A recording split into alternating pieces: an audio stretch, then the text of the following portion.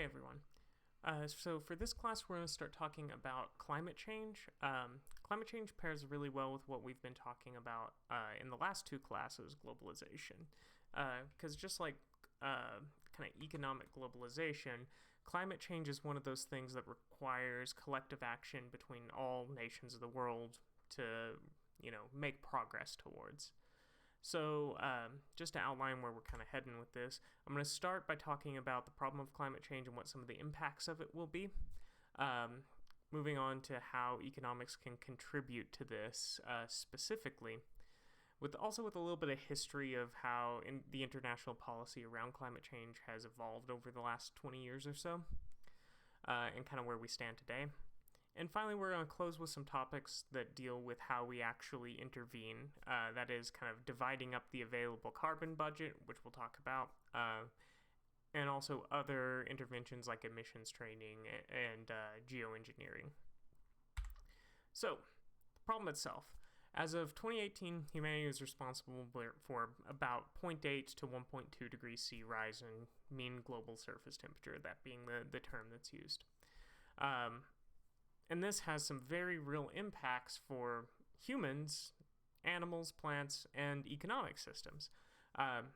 More variance in rainfall and extreme weather events, which is also related to the fact that global temperatures are increasing in variance. So the hots are becoming hotter and the colds are becoming colder.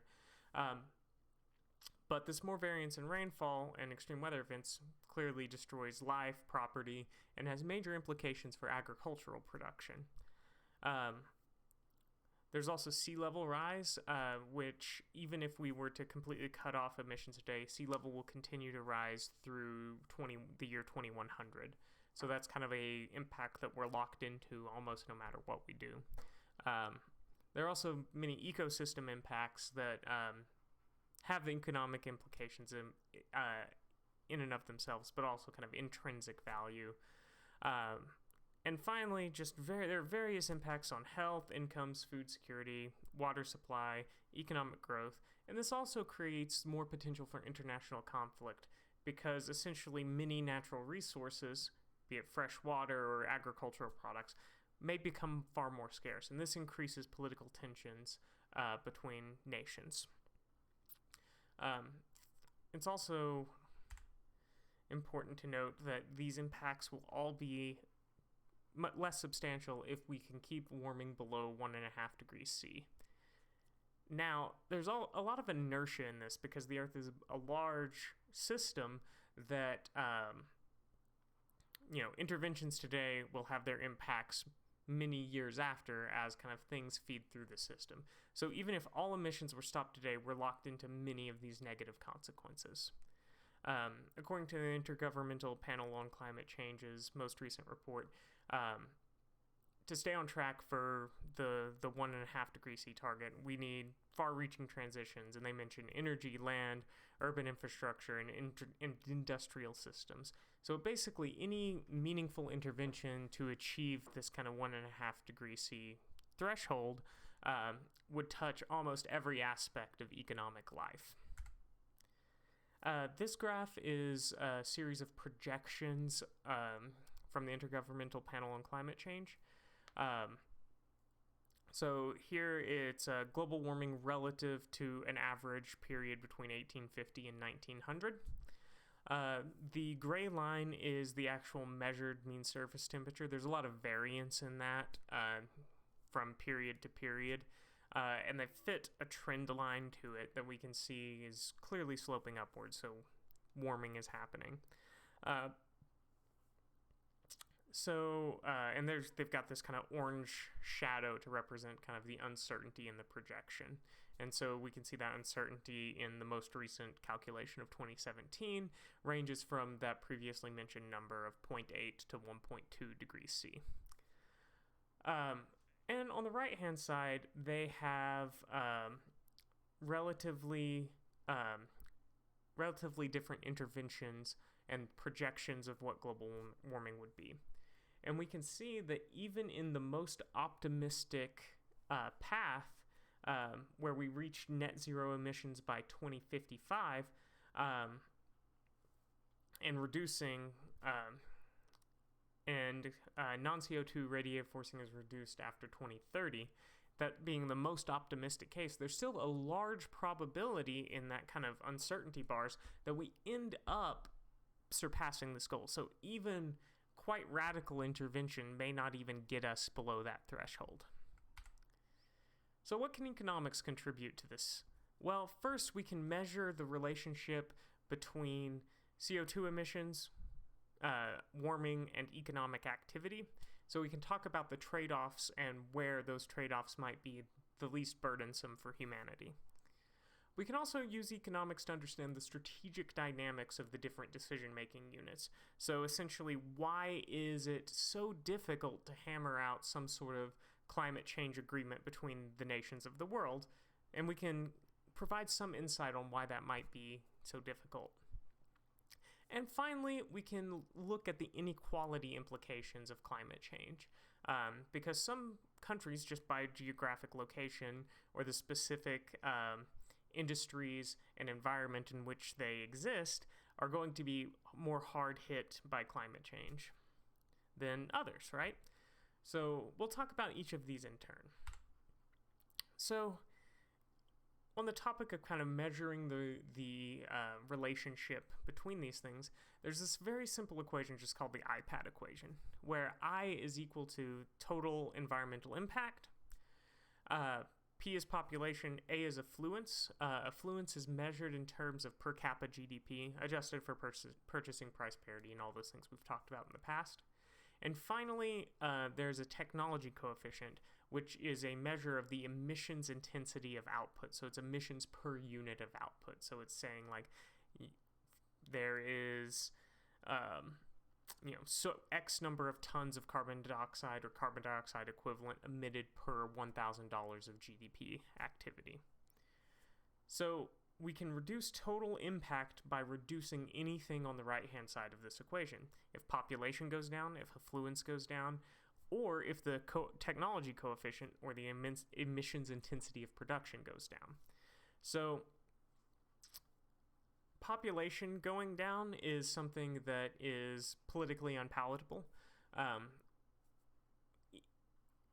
Especially in the West, we could see how vehement opposition to things like China's one-child policy was pushed, and that was for a different purpose, but there's definitely a concerted political opposition to the idea that we should control population.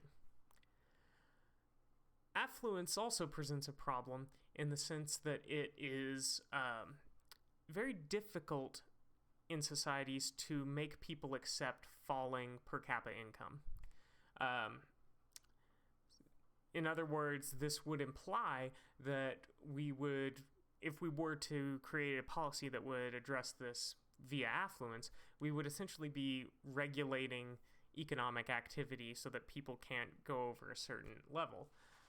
And this is particularly problematic in an era where there are still vast swaths of the world that need to experience a great degree of economic development to reach some meaningful human, or some level of human livelihood that is kind of consistent without living in poverty, right?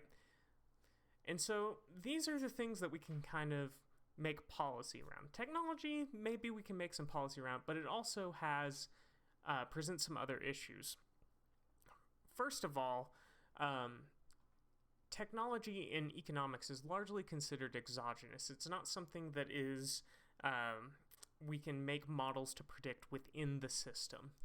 And so from the perspective of the economist, hoping for technology to kind of provide the solution by reducing the emissions intensity of output is kind of magical thinking. It's kind of appealing to something that is not really strictly controllable. This is not to say that nations shouldn't invest heavily in renewable energy and research around renewable energy. It's just it should not, at least from the perspective of an economist, it should not be counted on as the solution to this. So it's also kind of an interesting background dynamic here that as affluence increases, fertility rates also tend to decline. And so in some ways, development may help because it will help reduce population, but it also may hurt because it will increase affluence. So it's difficult to say what the total implications of this simple equation are without thinking about these background dynamics. Moving on to kind of the strategic dynamics of the decision making, I'd like to explain this simple diagram here.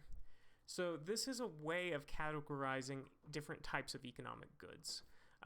We've got two different qualities here. A good may be excludable or non-excludable, or rivalrous and non-rivalrous. So a good that's excludable just means that my consumption of it, a good that's excludable means that I can prevent people from consuming that good. So for instance, if I, eat an apple, that's a bad example. If I own a car, then that means that you can't drive it and I can, right? So I am legally able to exclude you from accessing that good. A non-excludable good would be something like a public roadway, right? Nobody can prevent anybody else's consumption of the services of that public roadway. On the rivalrous axis here, the apple makes a much better example, right? If I eat an apple, then that means that you can't eat the apple. Not because of any legal exclusion, but because in consuming it, I destroy the good. An example of a non-rivalrous good would be something like a public pool, right? Where many people can consume that good at the same time. And so for each pairing of these, there is a different name we have for that type of good. So, for example here, if a good is rivalrous and excludable, then that means it's a private good. And that's, most of the things that you buy at the supermarket are going to be private goods, right? Also, in this example that I used earlier, a private vehicle would also be a rivalrous and an excludable good. A non-excludable, non-rivalrous good are public goods. So these are things like public education is a public good.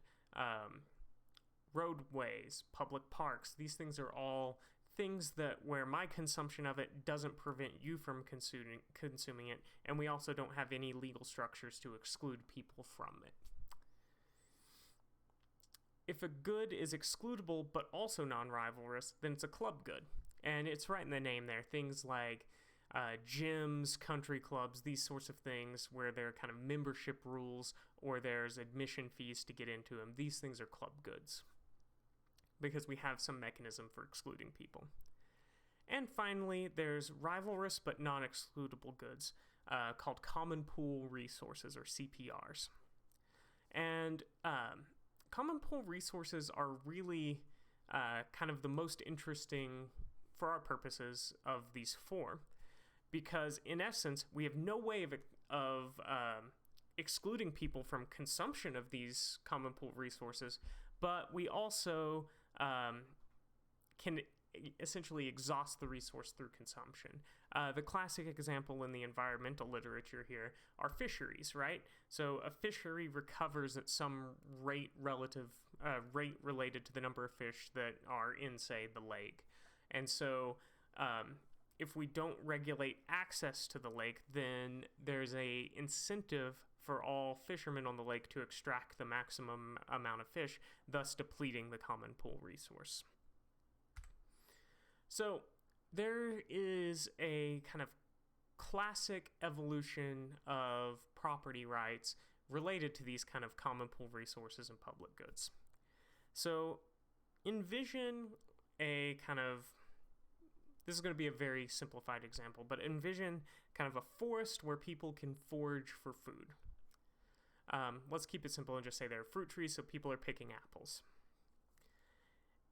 If population is quite small and the total number of people pulling from this forest is quite small, we can treat this forest as a public good. The replenishment rate of the apples is far greater than the maximum consumption rate of all the people that could pull from this resource, and we also have no formal mechanism to exclude people from this kind of public commons. And so because of that, we can treat this forest of apple trees as a public good. But suppose population increases, and so now people are consuming the apples far more intensely than they were previously.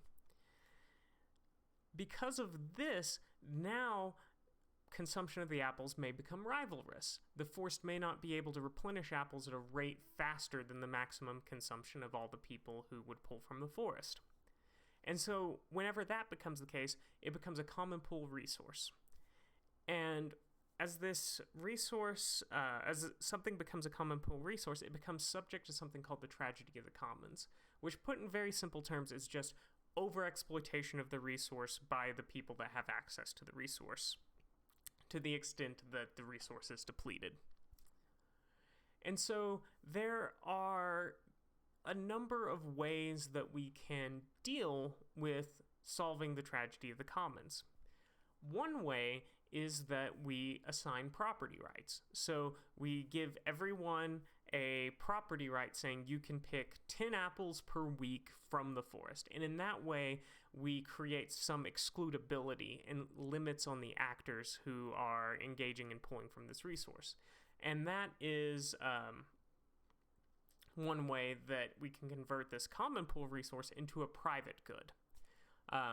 A very common example for fisheries today is individual transferable quotas, where every fisherman is granted a number of fish that they may harvest, and they may buy and sell those quotas between all other people pulling from the fishery. However, that's not the only way to deal with tragedy of the commons. That is a more kind of market-oriented way, assigning property rights and allowing people to trade. But you can also create more political solutions to this. This is quite common in water conservancy districts in India, where farmers are kind of collected together into these clubs, and they're able to, with mixed levels of success, regulate exploitation of the waterways consistent with the replenishment of the waterway for their local area. And they do this without assigning property rights. They simply kind of give people equal shares or shares based on some other quality. So it's important to note that we can solve the tragedy of the commons without some governmental entity coming in. Often it is solved by some governmental entity coming in, but informal systems like these water conservancy districts, which are basically just clubs of people, can find ways to make consumption of common pool resources consistent with the replenishment rate of the resource.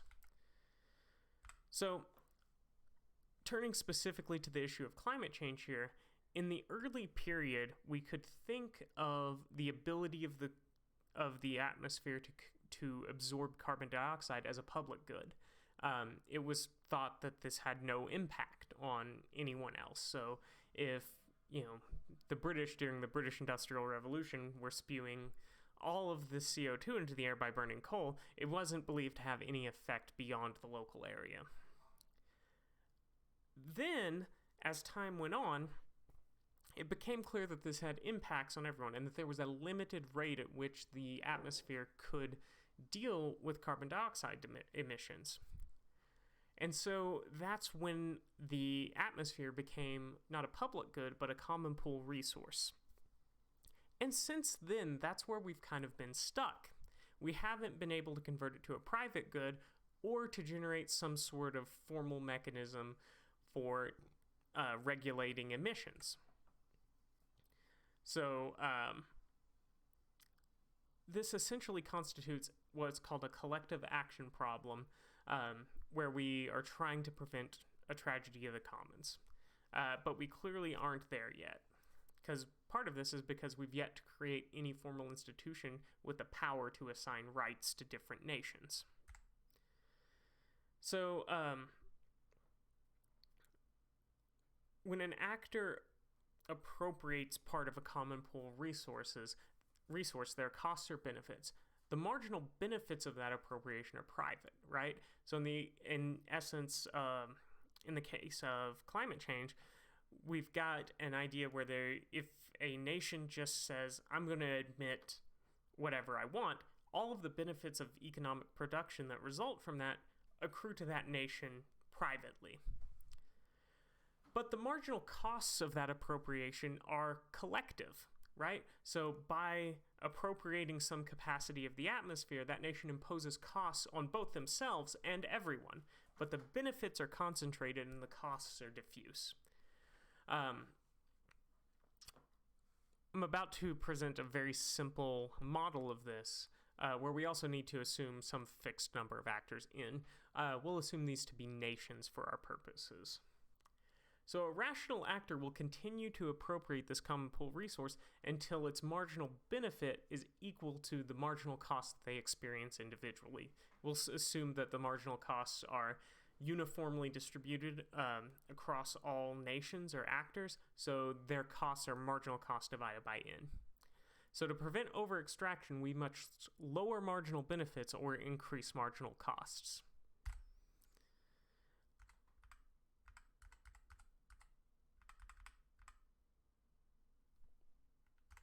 So we can change this benefits and cost calculus by establishing formal institutions with the ability to impose sanctions. But before we can even establish those organizations, we have to get all nations to agree to subject themselves to the rules of those organizations, right? But each individual nation benefits greatly from not limiting their emissions. And so this creates the problem where it's difficult to coordinate action so that we can cooperate. And so to talk about some of the specific issues that make coordination difficult with respect to climate change, one is national sovereignty is kind of sacrosanct among the international institutions. The United Nations is in part a political entity that has very little power because it defers to this idea of national sovereignty. And as we saw in the last class, in the issue of globalization, it was clear that global governance was not the path that the world had selected. Even in that arena, we chose to preserve national sovereignty, even at the expense of democracy. Furthermore, each nation that opts out of climate agreements decreases the benefits to cooperation. So, in other words, the sanctioning and regulation of this speculative entity that could have the power to kind of sanction bad actors that agree to be part of it, the benefits of that entity limiting climate change is going to be less if there are more nations out there that are just continuing to emit, right? It's going to further increase the marginal benefit and reduce the marginal costs of emissions. And finally, and probably most importantly, the costs and benefits differ greatly between developed and developing nations. There's a huge tension in that many of the nations that are going to experience the worst effects of climate change are less developed nations near the equator, and many of the nations that have already developed and now are saying we need to deal with climate change are far away from the equator. They're not going to be impacted as severely, but they're trying to impose costly interventions on the developing world. And these are, by and large, places that still need to experience a great deal of economic growth to improve living standards. So, kind of an extension, or a more specific example of this idea is developed nations got to industrialize on cheap and dirty coal power, and developing nations still have massive amounts of poverty reduction to do. And so there's a great deal of animosity whenever developed nations kind of roll in and say, no, you can't use coal, but they used coal to develop. And some of the specific reasons why these developing nations may be more severely impacted by climate change is they're more reliant on agriculture. They have less resources to create mitigations. They're less able to say, build seawalls to protect their cities, to engage in large irrigation projects to deal with increased droughts, and so on. And finally, and most starkly, island states may just completely disappear as a result of sea level rise. To give you an idea of who is responsible for what proportions of climate change, 60% of all greenhouse gases emitted since 1850 were emitted by the US and Europe, with the remaining 40% being emitted by the rest of the world, which has a much larger population than the US and Europe, right? This year, 1850 is often used as a benchmark because it's kind of one of the earlier periods that we have some temperature data on, and it's also considered kind of very early in industrialization before human impacts to the climate were quite severe. And China has become the world's largest emitter recently, but they've only emitted 8% of all emissions since 1850, so the time scale is much more recent there. All right, so that's kind of some of the ways that economists can contribute to this discussion, I believe. Let's go over just a few of the kind of recent developments in climate change policy. So in 1988, that was kind of when this issue first kind of rose to international prominence. And that's when the Intergovernmental Panel on Climate Change was created. This entity that's tasked with researching the issue and generating reports and suggesting interventions. In 92, there was the Rio Earth Summit. This created a framework that was accepted by 190 countries. It recognized that climate change was caused by human activity, and it created this idea of common but differentiated responsibilities and respective capabilities. And essentially what that meant was that developed countries should take the lead and developing countries should be able to continue to emit to help support economic and human development. So this created a right to sustainable development with little to no obligations for developing countries. There was a non-binding commitment to 1990 levels of emissions by the year 2000, which we clearly did not succeed in achieving. Emissions to continue to increase over that decade. In 97, there was the Kyoto Protocol, which was a non-binding emissions targets for 39 developed countries. It was not based on any concerted principle of fairness. Basically, nations were tasked with these non-binding targets that they got to set themselves. The Kyoto Protocol also accepted the principle of emissions trading as maybe a good idea, but didn't create any specific interventions in that regard. Next up was the Copenhagen Accord in 2009. This just called for more pledges of emissions reduction from nations. It was initially unsuccessful, but revived by U.S. and China emissions reduction agreement that came, I believe, later that year. And then most recently, the Paris Agreement was maybe the most far-reaching of these. It was intended, it created intended nationally determined contributions for 195 countries. So basically countries, once again, got to set their own targets. The stated goal of this was to keep global warming below 2 degrees C, and non-binding enforcement just through naming and shaming, so no real formal modes of sanctioning.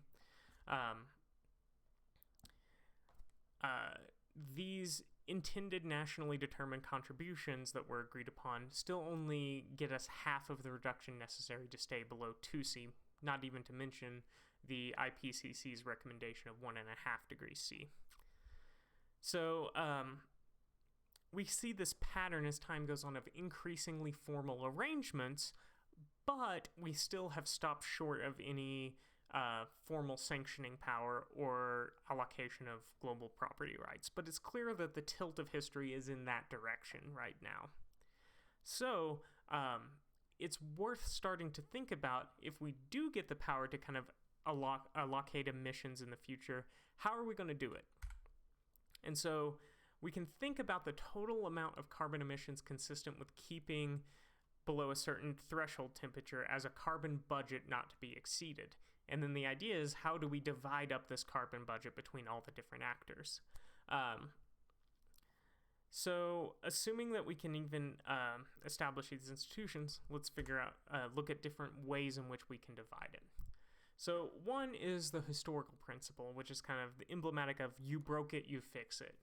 So developed countries should contribute the majority of emissions reductions. And so this idea is based on equal emissions per capita over time from 1850 to 2050. So developed countries have used up most of their budget already, and developed nations would have to make drastic cuts, while developing nations have not used very much of their budget determined this way. So they wouldn't have to make as drastic cuts. This approach is problematic probably only in its feasibility, because many of the developed nations are not going to politically support this.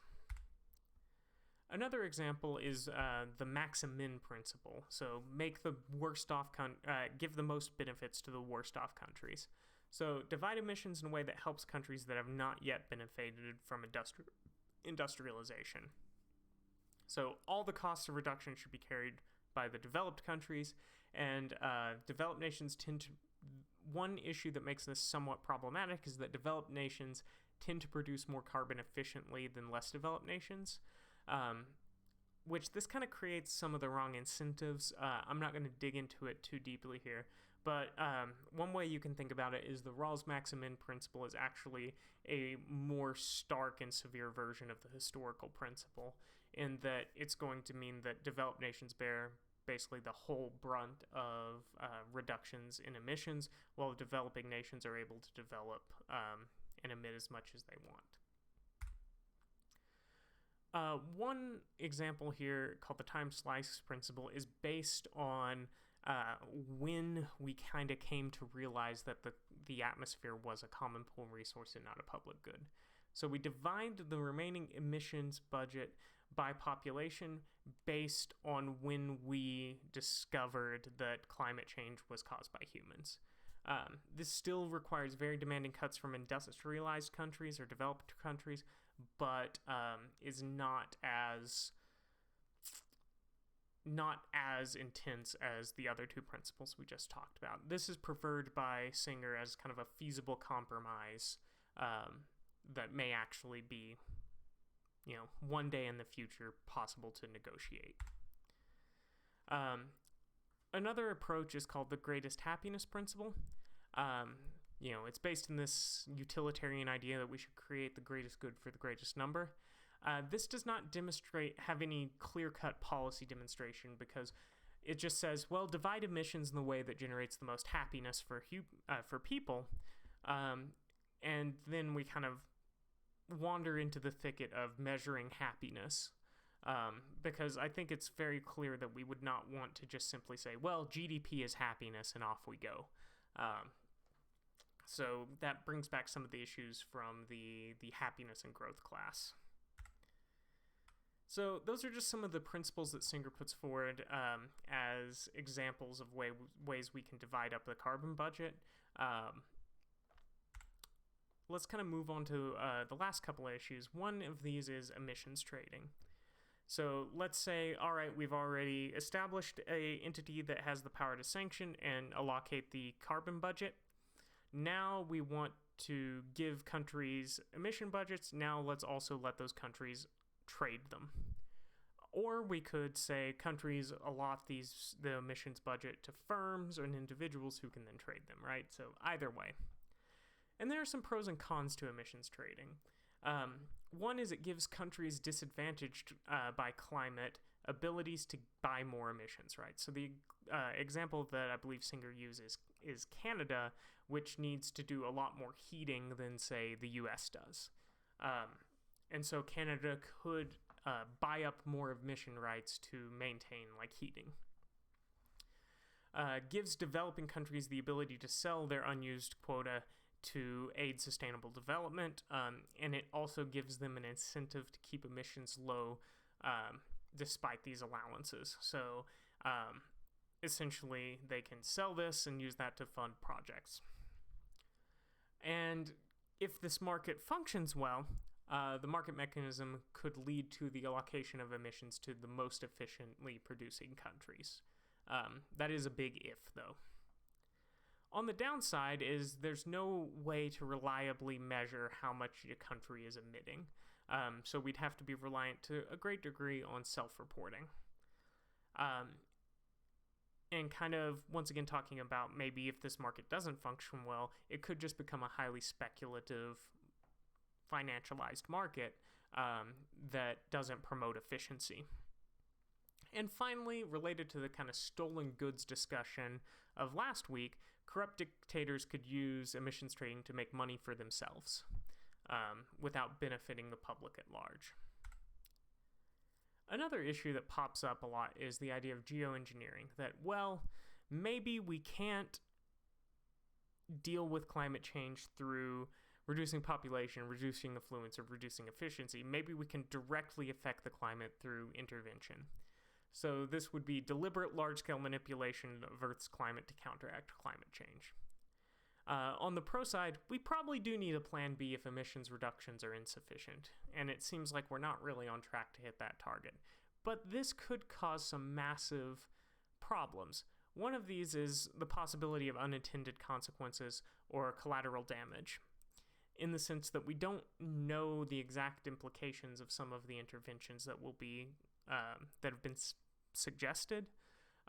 And so this could, say, help one country but hurt another. There's no safe method that we've found yet that doesn't have some other immense downsides. And finally, the perspective that maybe we can deal with it through engineering creates less of an incentive to reduce emissions now. And once again, this is related to the technological argument of we cannot say that the rise of some safe, effective method of geoengineering is inevitable. It's not. And so you're essentially placing your kind of, if you're very, very, very pro geoengineering, you're kind of placing your hope in this kind of uncertain value. As far as what's actually happened, the U.S. allowed some small-scale experiments in 2018, but unilateral geoengineering will clearly affect all countries and not just one, and so we need some sort of international organization to determine use and to avoid conflict. A very simple example here could be if you've got two countries that are next to each other, one country could do a great degree of, say, rain seeding, which is something we do know how to do, which would drop all of the water out of the atmosphere and leave that air dry when it goes over the next country, leading to more drought there. And so this is a very kind of analogous example that could occur at kind of a larger scale climate change experiment if there's some unintended consequences, and that could create some political conflict. So, wrapping things up, the structure of the problem makes it really difficult for nations to cooperate. We've got this big tension between development and in the poorer parts of the world and reducing emissions. And even if we solve this problem, it's difficult to determine how these emissions should be divvied up. Trading presents some challenges, and technological solutions like geoengineering cannot be relied upon to just solve the crisis. So our solution must be social and economic. We have to change our behavior to at least have a good shot at solving this problem. So that's all I've got for this one. Hope that was interesting. Thanks.